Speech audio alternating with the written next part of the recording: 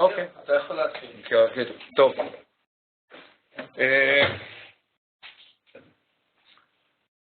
Buenas tardes. Hoy vamos a hablar de un tema un poquitito delicado. Primero voy a hacer un prólogo. Las clases estas no tienen ninguna intención de herir a nadie, de herir las creencias de cualquier religión.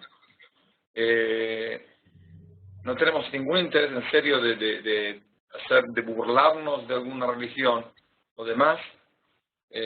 Es bueno reírse de uno mismo. Yo mismo me burlo de vez en cuando de los judíos. Entonces les corresponde, les aconsejo, es una cuestión psicológica, de burlarse de uno mismo es muy sano. Pero aparte de eso, nosotros no tenemos ninguna intención de burlarnos de nadie, pero sí tenemos una intención de decir la verdad, lo que según pensamos que es la verdad que se tiene que decir.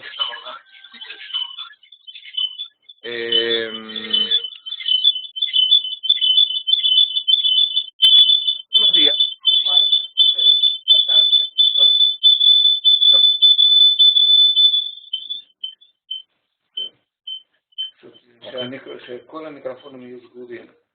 Si puedo pedir que todos los micrófonos estén cerrados, porque si no se hace un ruido raro acá.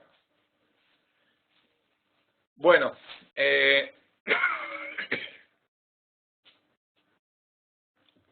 me anoté unos puntos para hablar sobre el tema de la salvación del pueblo de Israel, cómo el pueblo de Israel se puede salvar, cómo se puede redimir. Para entender, hay que entender de que es una especie de choque total entre el cristianismo y el judaísmo. Cuando el judaísmo no aceptaron la mesianidad de Jesús, es decir, Jesús existió, es sabido, está escrito que existió y demás, que tenía ciertos tipos de poderes, sí, no hay ningún problema porque según el judaísmo hay lo que se llama Kabbalah práctica, que la Kabbalah práctica permite a una persona hacer ciertas cosas maravillosas. Es muy peligrosa porque el que usa esa Kabbalah práctica es como que está condenado a sufrir en el mundo venidero, pero se puede hacer, es factible, se puede hacer, hace mucho efecto a gente que lo ve. No es aconsejable, pero es el problema de él. Si lo hace, tiene que saber de que le va a costar en este mundo y en el venidero, pero es algo totalmente factible. Entonces no hay problema de que existió, no hay problema de que parece que no era ningún tonto, y aparte tenía ciertos tipos de poderes o aprendió ciertos tipos de trucos cabalísticos que le permitieron hacer ciertas obras para ¿cómo se dice? Y eso lo aprovechó para que los alumnos o la gente que lo veía lo admiraba y demás. Por ahí hay ciertas cosas que dijo en cierto, pero vamos a decir que los rabinos se apartaron de él de manera total. No quiero entrar en por qué justo fue, cuáles fueron los temas de la discusión, porque tampoco el problema no es con Jesús. Jesús es parte de la familia judía, es decir, era judío, nació como judío y murió como judío. El problema está con la iglesia, es decir, los alumnos y alumnos de alumnos especialmente de Jesús, después de haber exterminado a los agnósticos en los primeros 100 años, se dedicaron a hacer una especie de dogma cristiana, que en esa dogma cristiana hay ciertos tipos de claves que son como axiomas, que no se pueden discutir, que es totalmente, es la base de la religión. Uno de esos axiomas es que el pueblo judío está destinado a sufrir. Es decir, el pueblo judío al no recibir la mesianidad de Jesús, es decir, hay que entender de que el pueblo judío no podía aceptar la mesianidad de Jesús porque, específicamente, porque si Jesús era el Masías o el Mesías, como lo quieran llamar, ¿cómo puede ser que la situación se puso peor? Es decir, el Mesías viene a transformar una situación de peor a un poco menos peor, a mejor. La situación después de que cuando él estaba peor y se hizo más peor. Como sea, el cristianismo basó parte fundamental de la creencia cristiana en la dogma que dice de que los judíos están condenados a sufrir porque no aceptaron a Jesús y lo toman como especie de prueba de la verdad de la profetición y mesianismo de Jesús a los demás pueblos. Es decir, los demás pueblos dicen, ¿ves? Si ustedes no van a creer en Jesús, van a sufrir como los judíos están sufriendo. Y hay una especie de tendencias, una de las leyes cristianas es tratar de cristianizar a los judíos, es decir, demostrarle a los judíos la verdad de la mesianidad de Jesús y provocarles, cambiarles de religión y aceptar al cristianismo como su religión. Ese tipo de proselitismo es para todo el mundo, pero especialmente a los judíos. Es decir, si un judío deja el judaísmo, vale mucho más que si un mongol deja la idolatría mongólica y acepta el cristianismo. ¿Entendido? Porque eso prueba más la verdad del mesianismo de Jesús. ¿Está entendido hasta ahora? Sí, señor. ¿Entendido? Ok. Seguimos.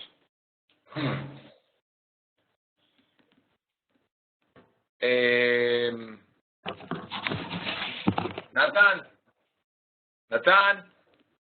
Tengo que llamar al encargado. hay una, יש איזה אחד שלא מחוברת, אליזבת, משהו כזה. אליזבת. טוב לא בשק. שנייה. איזה שנייה?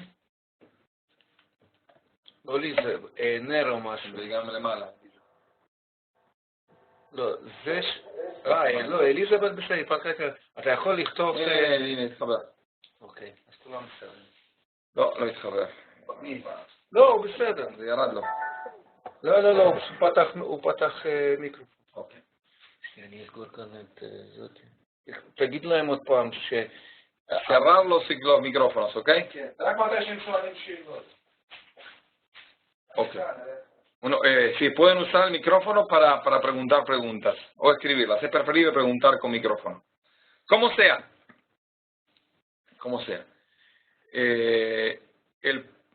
Vamos a decir que el pueblo de Israel está destinado a sufrir. Entonces, ¿qué es los dos proyectos del cristianismo de manera en general? Primero, como dijimos, un sistema de proselitismo para convencer a los judíos a aceptar el cristianismo. Y segundo, hacer sufrir a los judíos, es decir, perseguirlos y hacerlos sufrir para poder demostrar de que están sufriendo. Es decir, tomo una persona, le pego un cachetazo y después le digo, usted está destinado a recibir este cachetazo, ¡pac! Y le pego otra vez, y otra vez, y otra vez. Es decir, ¿cuál es la prueba de que los judíos tienen que sufrir?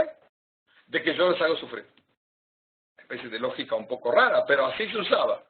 Es decir, los judíos fueron perseguidos en Europa y en todos lados, especialmente a través del cristianismo. Es decir, para que tengan una idea, yo siempre le digo me acuerdo que a alumnos míos les dije que cuando ven una película de Hollywood sobre la época cruzada, siempre aparece el cruzado a caballo, con una especie de túnica blanca, con una cruz, o sin cruz, no importa, con un escudo, y va cabalgando.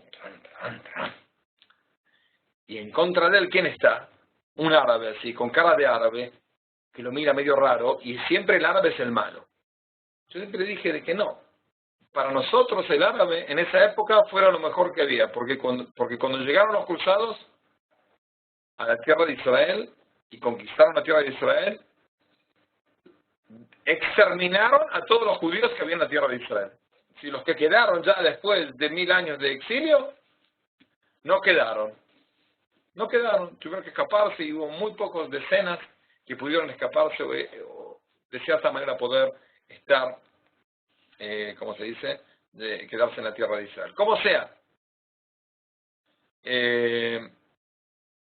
todo eso funcionó muy bien. Todo eso, es decir, el asunto de que los judíos no aceptaron la mesianidad de Jesús y por eso están juzgados a sufrir, funcionó perfectamente. ¿Hasta cuándo? Hasta el año 1917. ¿Qué pasó en el año 1917? En el año 1917 se puede decir, la vuelta de los judíos a la tierra de Israel. Otra cosa, al ser que los judíos están, como se dice, destinados a sufrir, también la tierra de Israel tiene que estar pobre, pálida, sin reproducción, muy abandonada. Es parte de la maldición divina. Es decir, lo que está dicho en la Torá, al fin del libro de Deuteronomio, que dice de que si el pueblo de Israel deja a Dios, la tierra se va a destruir y no va a quedar nada. Con todo y eso,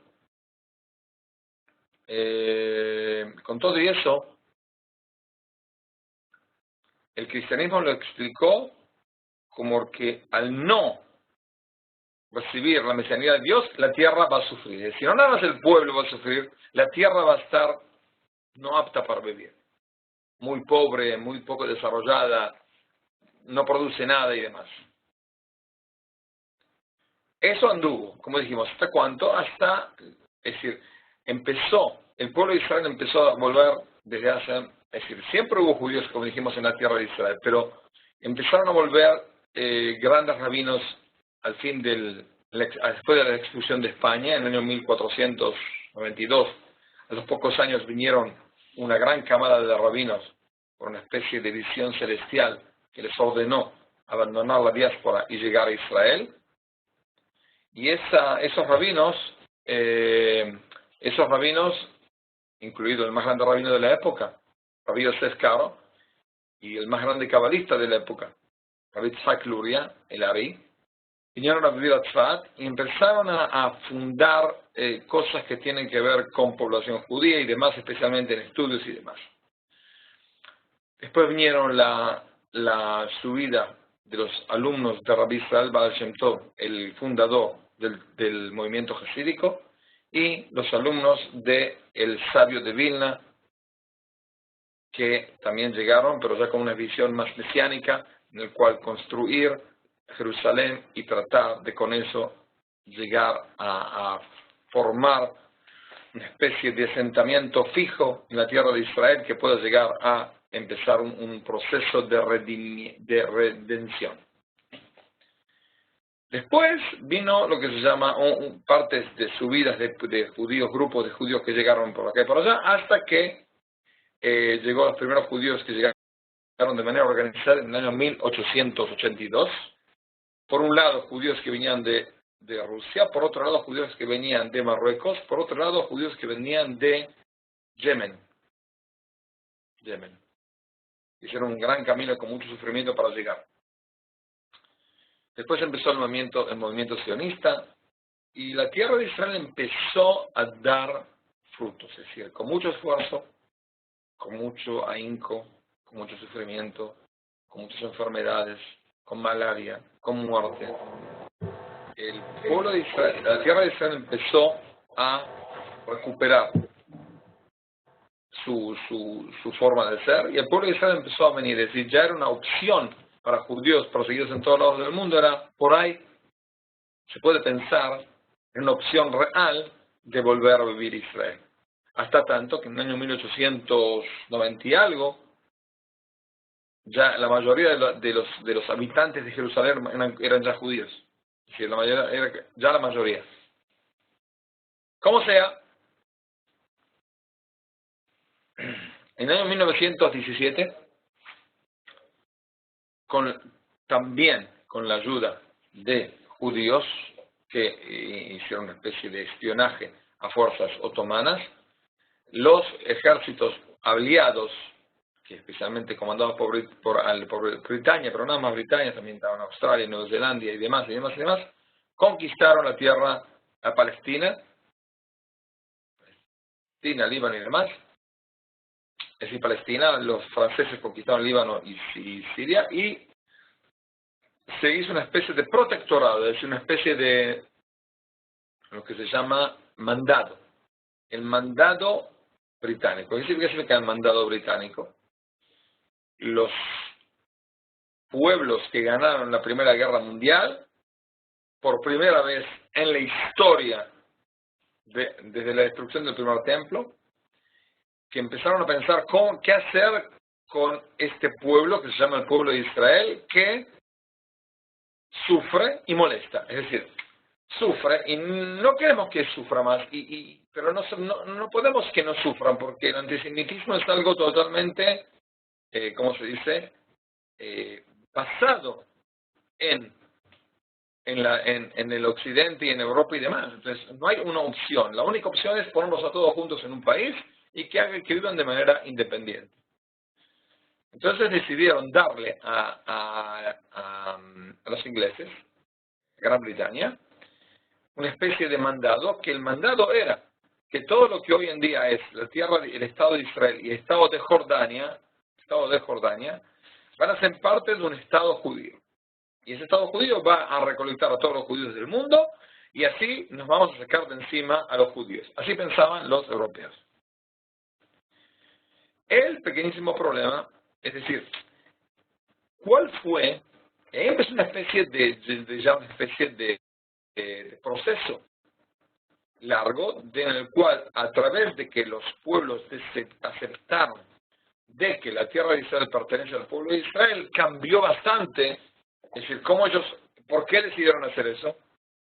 Porque fueron menos cristianos. Es decir, el abandonamiento del fervor religioso cristiano, es decir, laicismo, la gente dejó de cumplir con los preceptos del cristianismo y demás, especialmente los que gobernaban, les provocó una especie de apertura de pensamiento en el cual dijeron, bueno, tenemos un problema, y bueno, el Papa por ahí no está tan de acuerdo, pero la verdad a mí me importa un pepino, tengo acá judíos que me molestan, y no quiero que vivan acá, y no puedo asegurar su seguridad.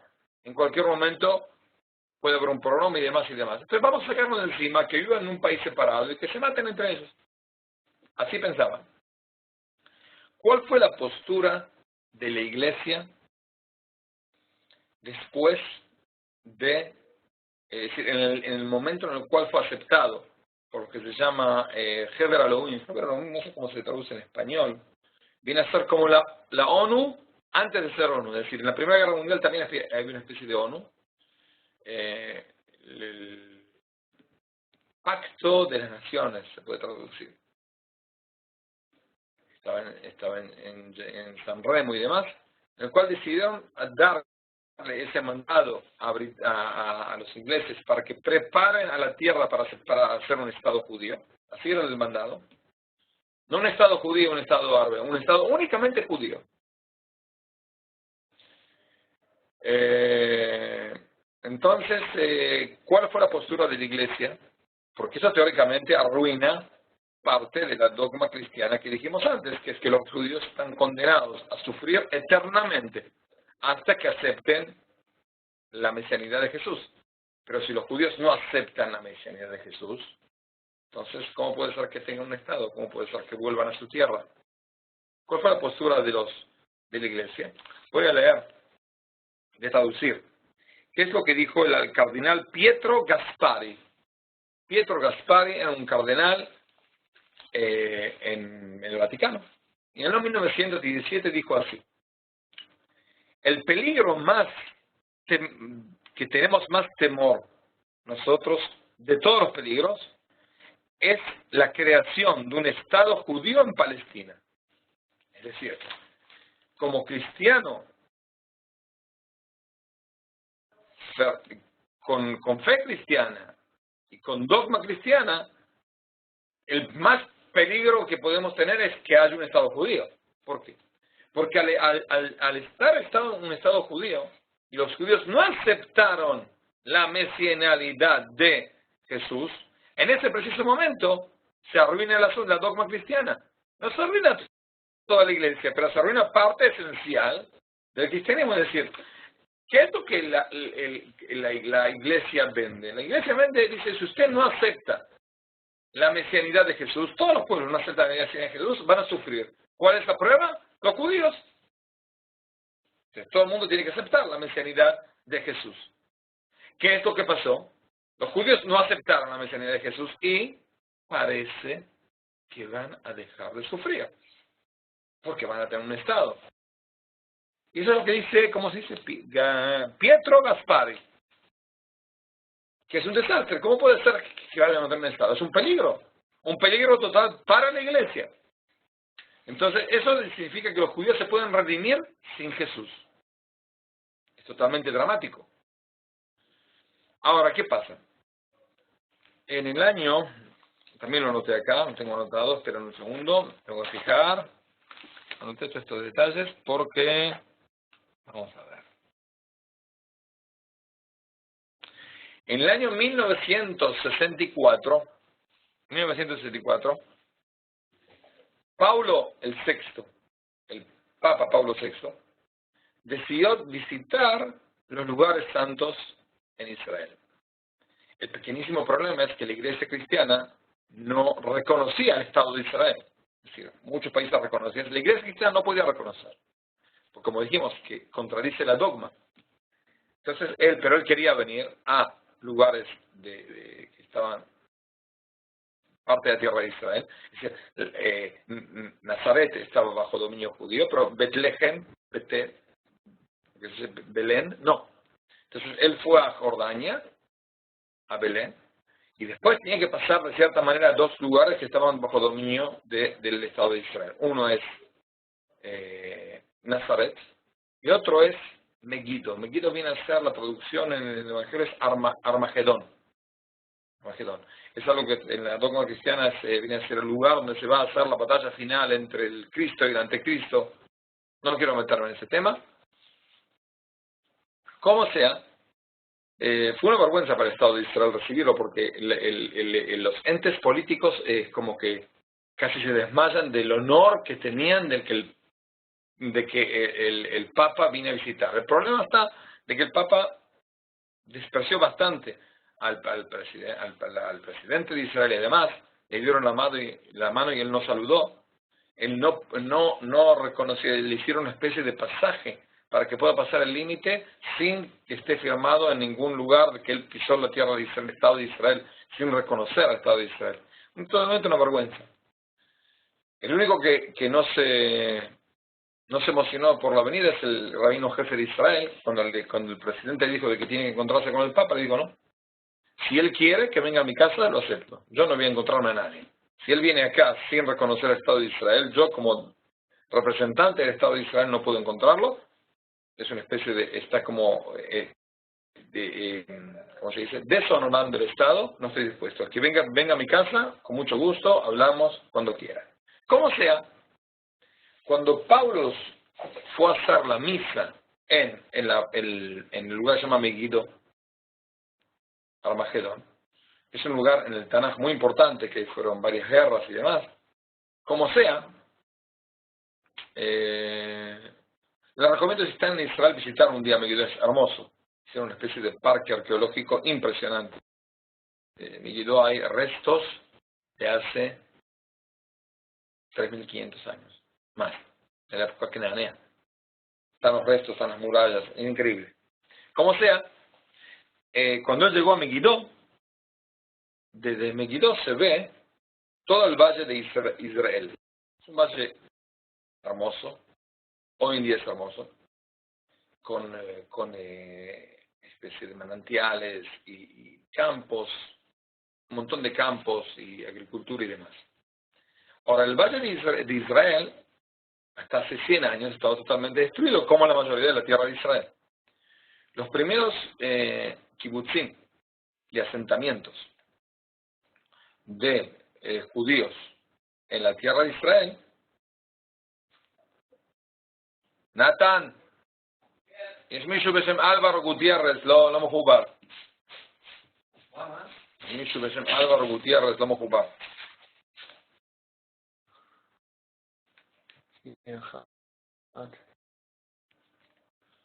איזה מעניין אותו? למה? הראשון? לא, כן, הוא בסדר. הוא גם שומע, כן. בסדר, אוקיי. טוב. Seguimos. Cuando él estuvo en Armagedón, en Megiddo, se ve todo el valle, y como dijimos, ese valle estaba, como toda la tierra de Israel, totalmente no reproductivo, no hacía nada, los árabes no cosechaban casi nada. Vinieron los judíos y empezaron a hacer asentamientos ahí. Los primeros moshavim, kibutzim, estaban ahí, y empezaron especialmente moshavim, que son una especie de asentamientos asentamientos agrarios y de ganadería, en el cual los gastos son juntos, pero cada uno cosecha en su campo, es decir, se compra juntos un tractor, se compra juntos se hace juntos la vigilancia, se compra juntos cosas que pueden ayudar a todos, pero cada uno trabaja en su campo. Como sea, él vio, y él pensaba ver un valle destruido. De repente ve un valle lleno de campos, y es en serio, el que se está parado en el Megiddo, en Armagedón, ve un valle hermoso, totalmente verde, es decir, enorme, con campos, todo perfecto, es hermoso, hermoso. Como sea, cuando él vio eso, de repente le preguntó al guía que estaba al lado de él. El guía que estaba al lado de él es el hermano del que después fue el rabino jefe de Israel, el Rab Mordechai Eliyahu. Él era un profesor de historia que lo pusieron como guía del Papa en esas 20 y algo de horas que estuvo en la tierra de Israel, menos. Entonces le preguntó, ¿de quiénes son esos asentamientos? Le dijo, son asentamientos judíos. Lo miró medio raro, no puede ser. Le preguntó a otro, a un cardenal. Le preguntó a otro más. Disculpe, ¿de quién son esos campos y esos asentamientos? Son asentamientos judíos. Puedo decir el nombre, se llama el otro, nombres de lugares. De repente llamó un cardenal. Disculpe, estos asentamientos, esos lugares, ¿de quiénes son? Sí, son asentamientos judíos, le dice el cardenal. Es un cardenal que vivía en esa zona. Entonces levantó, el testigo que dijeron, levantó sus ojos al cielo, le dijo a Dios, acá lo tengo anotado, ¿qué es lo que dijo?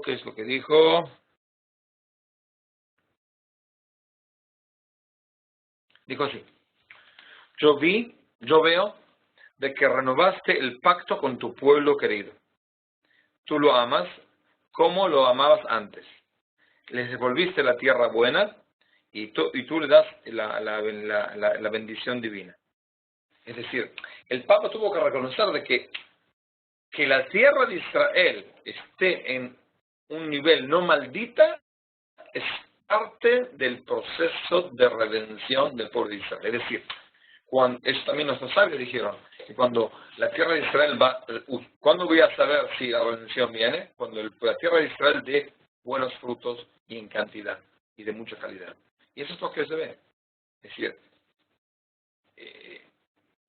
todo el que pasa por mercados en Israel, se queda, yo estuve por muchos mercados en muchos lados del mundo, casi ni se ve la cantidad, la calidad, los precios, eso no se puede creer. Hay una fiesta dentro de un mes justo, un mes de ahora, que es en la mitad del invierno, que hay que comer la mayoría de la cantidad más grande de frutas que se pueden conseguir. Yo sin mucho esfuerzo, pongo en mi mesa 40, 50 tipos de frutas. En la mitad del invierno, que en invierno no crece nada. Es decir, es inconcebible la cantidad de cosas que hay. Y como sea, el Papa reconoció de que hubo un cambio. Es decir, hay un cambio en la relación entre Dios y el pueblo de Israel. eso le provocó a este mismo Pablo hacer una especie de pacto que se llamaba, ahora también lo noté ¿por qué hace falta que en la iglesia hablen latino cuando nadie lo entiende? ¿Por qué? ¿Cómo se dice? Nostra etata. Nostra etata. Nostra viene a ser en latino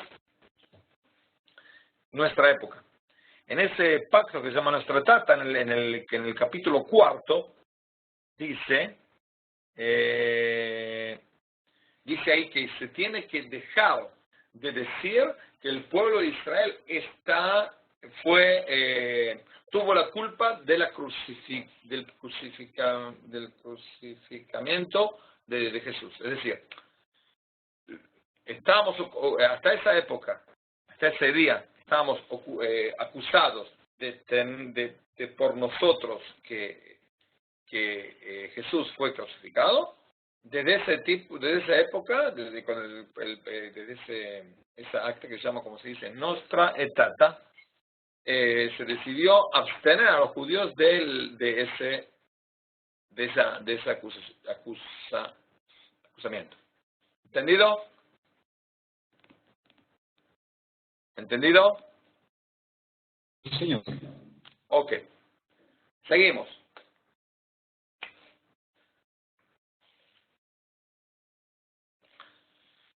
¿Qué es lo que pasó hace unos días?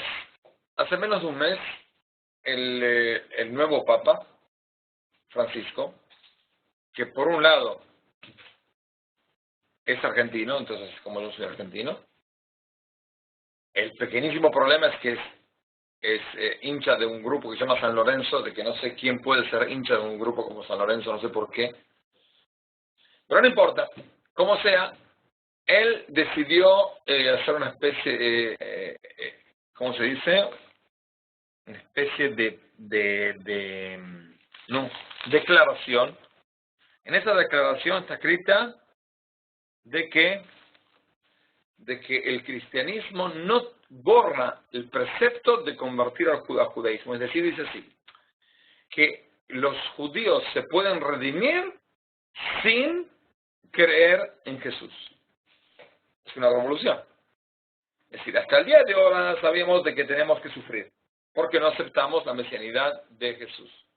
Y estamos condenados por tener la culpa de la crucificación de Jesús. Vino Pablo VI, sacó el asunto de la crucificación de Jesús. Ok, vino Francisco y dijo de que los judíos no tienen que aceptar la creencia en Jesús. Y se pueden redimir sin esa creencia. Es decir, es algo totalmente que cambia la dogma. Si todos los demás pueblos tienen que recibir la creencia en Jesús. Los judíos no. ¿Qué es lo que dice después? Pero ¿cómo puede ser de que los judíos están absentos? Si teóricamente la creencia en la divinidad y en el mesianismo de Jesús es algo esencial. ¿Qué es lo que contesta ese acta? Hace menos de un mes. ¿Qué es lo que contesta ese acta? De que eso es parte de secretos divinos no entendidos. Es decir, nosotros como seres humanos cristianos no podemos entender por qué Dios redima al pueblo de Israel sin que ellos crean en Jesús.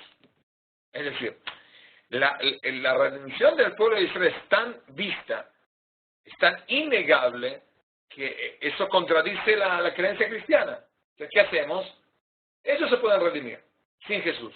La verdad, yo sé que nos estamos redimiendo sin el Papa. Es decir, yo necesito la autorización del Papa para redimirme. Discúlpeme. Pero la verdad me interesa. Quiere decir que el cristianismo entendió de que también sin la creencia en Jesús uno se puede redimir. Es una especie de mini revolución. Nunca fue escrito. Durante 1900 años, ¿ok? Más, el cristianismo y los entendieron de que sin la creencia en Dios uno no se puede redimir nunca. Nunca. Y ahora vienen los judíos y dicen, no, nosotros no creemos en Dios y nos redimimos. Y vienen los cristianos y dicen, ¿sabes qué? Tienen razón. ¿Cómo explico eso? No sé, no tengo la menor idea. Es parte del secreto divino. Sí, es el Papa. El acta firmado por el Papa. El Papa y los cardenales y demás, con también con conjunto de rabinos que estuvieron como parte de que formaron ese acta. Es decir, y por eso no hace falta convertirlos, porque ellos pueden llegar a la redención sin la creencia en Jesús. ¿Cuál es el problema con ese acta? De que dice ahí que el cristianismo no tiene que ocuparse de eso. Primero, eso involucra únicamente al catolicismo, porque el evangelio y protestantes y demás les importa un reverendísimo pepino, que es lo que dice el Papa. No tiene nada que ver con el Papa.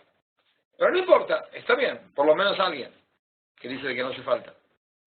Segundo, vamos a decir que una persona cristiana le manda una carta al Papa y le dice, mira, yo conozco un vecino judío que lo puede interesar en Jesús.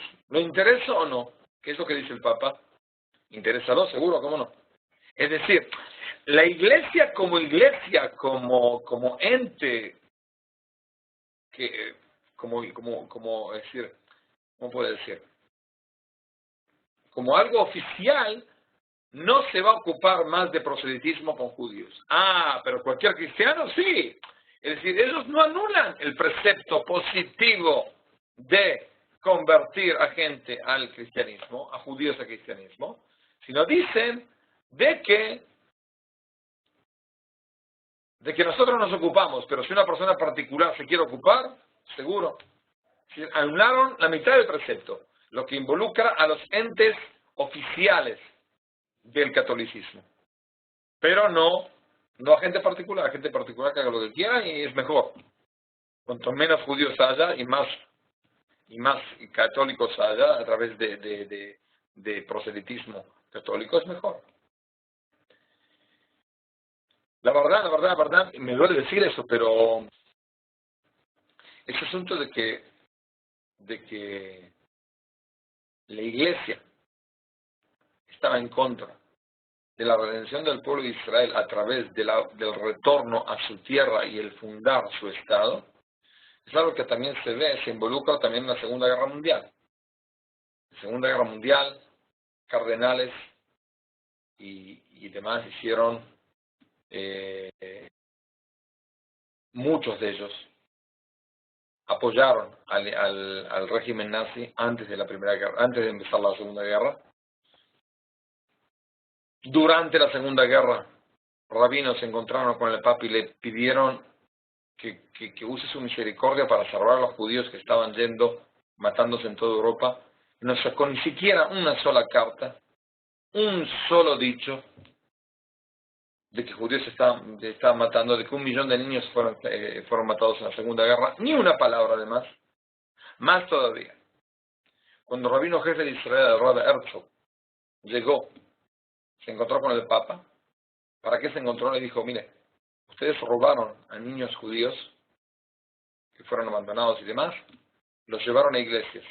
Quiero que me digan en qué iglesia está cada judío, que los quiero, esos son huérfanos, los quiero llevar a educarlos como judíos, porque son de padre y madre judía, que los padres fueron matados por nazis. ¿Qué es lo que hizo el Papa? Nada. Le dijo, usted puede dar vueltas solo. Vaya a cualquier lugar, busque, haga, no es mi problema. No lo puedo ayudar. Entonces, ¿qué es lo que hacía el rabino Herzog? Iba a cada iglesia durante más de un año, recorrió la mayoría de las iglesias de Francia y demás, lugares ocupados en Polonia y demás, y él buscaba a niños judíos, niños que fueron sacados de sus padres como bebés y demás, centenas de miles. Y el Papa sabía en cada iglesia qué niño era judío. Y no aceptó ayudar a nada. Más todavía. Terminó la Segunda Guerra Mundial. Asesinos nazis, encargados de campos de concentración, pudieron escaparse. Y llegaron, la mayoría, a Latinoamérica. ¿Con qué pasaporte llegaron? Con el pasaporte del Vaticano. Es decir, recibieron pasaportes, más o menos 700 pasaportes del Vaticano, para llegar como ciudadanos del Vaticano a Argentina, Paraguay, Brasil, México y demás. Me duele decir eso porque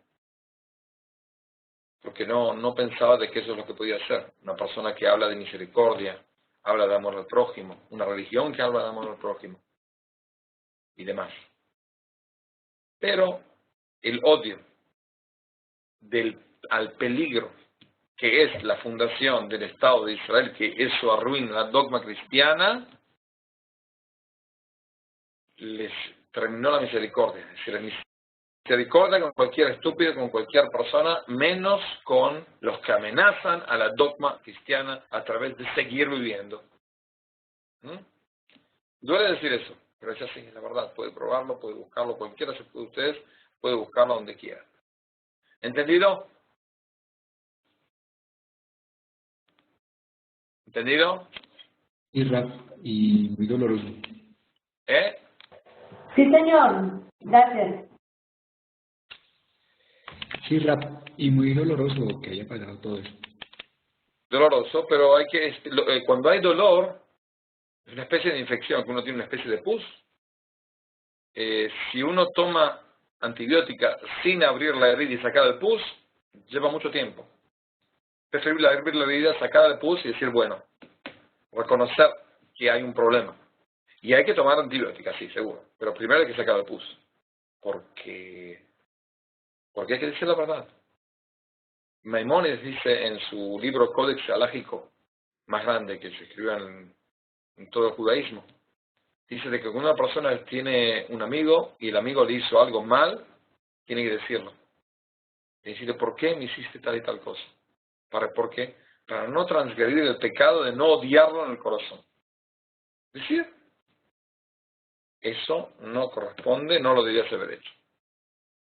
Puedo estar enojado contigo, pero decirlo.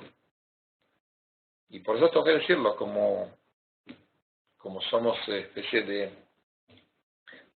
tenemos una especie de ciertas cosas en comunes. Pero el cristianismo, la verdad, no pensaba de que el Papa, sabiendo 100%, sabía lo que pasaba en campos de concentración y exterminio, no diga ni una palabra para poder parar.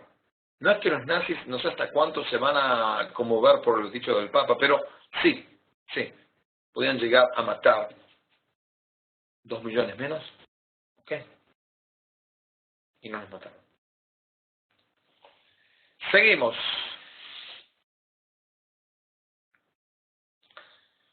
Como dijimos, el pueblo de Israel se puede redimir sin creer en Jesús. Nosotros, ¿qué es lo que decimos? De que todos los pueblos se pueden redimir sin creer en Jesús. Más todavía, los cristianos mismos se pueden redimir sin creer en Jesús. Es decir, los 7 preceptos de Noé, no está escrito en ningún lado que hay que creer en Jesús. Entonces, si una persona no cree en Jesús, también puede ser redimirse. ¿Está prohibido creer en Jesús? A los judíos sí. A una persona que no es judía, ¿puede creer en Jesús, en el mesianismo de Jesús? Sí y no. Es decir,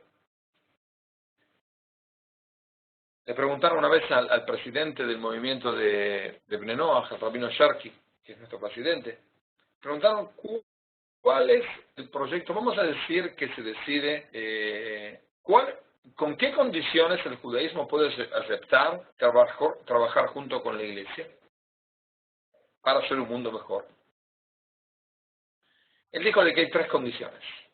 Primera condición es anular el cambio del pueblo. ¿Qué significa? Si el cristianismo puso como dogma de que el pueblo judío fue cambiado, es decir, el pueblo elegido sigue elegido, pero al elegido no aceptar a Jesús, la elección divina pasó a pasar ¿a quién?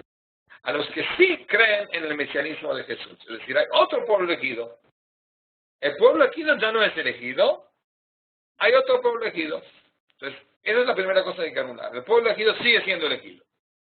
Primera condición. Nosotros no decimos de que tienen que aceptarlo porque si no, no les digo buen día. No, se puede decir buen día, se puede hacer cosas en comunes, pero ir al mundo para cambiar el mundo y usar juntos la fuerza del judaísmo con la iglesia es únicamente a través de, como decimos, tres cosas. Primero, aceptar de que el pueblo judío sigue siendo y va a seguir siendo el pueblo judío. Dios no cambia su elección. Dios no es una persona que puede elegir un día una cosa, después otro día otra cosa. Primero. Segundo, es anular totalmente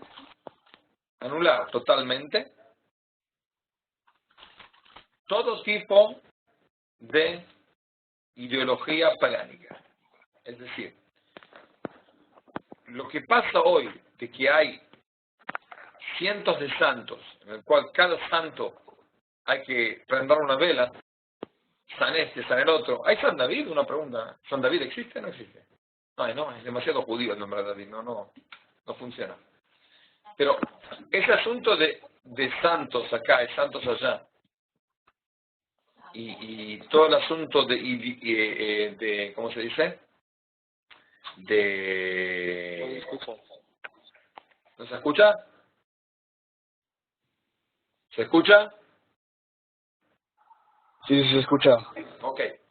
Ese asunto de los detalles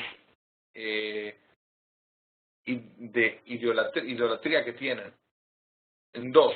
Primero, en pensar de que Jesús es una especie de ser celestial humanizado, o como se decía en Argentina, cuando uno llegaba a un campo y quería que no lo ataquen nomás y que no nos salgan con armas contra él, decía así: Ave María purísima. Y el tipo le tenía que contestar. ¿Qué le tenía que contestar? Una especie de clave: sin pecado concebida. Es decir, no puede ser de que en una relación sexual salga una persona muy elevada. Tiene que ser una porquería como nosotros. Entonces tiene que ser de que sí fue sin pecado. Es decir, Dios se embarazó en María, no sé cómo es el asunto, y así salió Jesús. Si toda esa idolatría tiene que salir. Si no sale, si siguen pensando, no me importa de que piensen de que Jesús fue profeta, que lo sigan pensando. No me importa que piensen de que Jesús era un genio, no tengo ningún problema. Que tenía poderes, tampoco tengo ningún problema. Que dio mensajes justos, hasta cierto momento, ciertas cosas tampoco tengo un problema. Lo que sí tengo problemas es en todas las estatuas y ídolos y íconos y demás, que es una aberración total. Es una especie de materialización divina que es totalmente inaceptada. Es la segunda condición. La tercera condición es que estudien de los sabios de Israel cómo ser enviados de Dios en el mundo. Es decir, no hay ningún problema de usar toda la grandeza y el poder enorme que tiene la iglesia para poder hacer un mundo mejor, con la condición de que ellos acepten ser enviados del pueblo de Israel y la Torah de Israel. Entonces pueden ser en cualquier lado del mundo, usar toda la fuerza enorme que tienen, como dijimos, sin materialismo de Dios y con entender y decir de que Dios no cambió, Dios eligió al pueblo de Israel. El pueblo de Israel es el que nos manda a nosotros a traer la luz de Dios, no de una estatua, no de una cruz, no de nada, de Dios directamente. Si en la iglesia tiene aceptada hacer eso, no hay ningún problema. Se puede usar, es decir, el pueblo de Israel no tiene ninguna intención de anular la iglesia. Lo que queremos hacer es arreglar la iglesia, es decir, sacar las cosas malas. Como cualquier cosa, hay cosas buenas y cosas malas. En el computadora puedo usar esta computadora para dar una clase a ustedes, y puedo usar una computadora para chismear o hacer cosas peores. Es decir, las cosas tienen cosas buenas y malas, y hay que tratar de usarlo para el bien. También en la iglesia hay cosas que son buenas. Uno tiene que tratar, el pueblo judío está dispuesto a ayudar a la iglesia a cambiar cosas que están mal según la Torah para poder cumplir con su misión, porque también tiene una misión en este mundo: preparar el mundo para aceptar la luz divina. Pero esa luz divina tiene que venir únicamente vía el pueblo de Israel. ¿Entendido? ¿Se escuchó? Sí, Rab. ¿Entendido? ¿Tienen preguntas?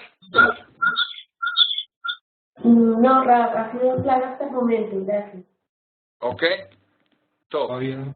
había visto ese punto de vista de que la iglesia actual también podría tener un proceso de transformación en el momento que lleguen a aceptar estos 3 puntos. No lo había visto Seguro. así. Yo pensaba Seguro. que la iglesia tenía que acabarse y erradicarse como institución para que, No. digamos, a través del noaquismo, lo pensaba así, Sí, se es fuera, decir, digamos, sí, tienen que dejar de ser cristianos. Es decir, tienen que aceptar los 7 preceptos de Noé y usar su enorme fuerza y posibilidades económicas y logísticas para poder fomentar eso. Y no hay ningún problema. No hay ningún problema que lo usen.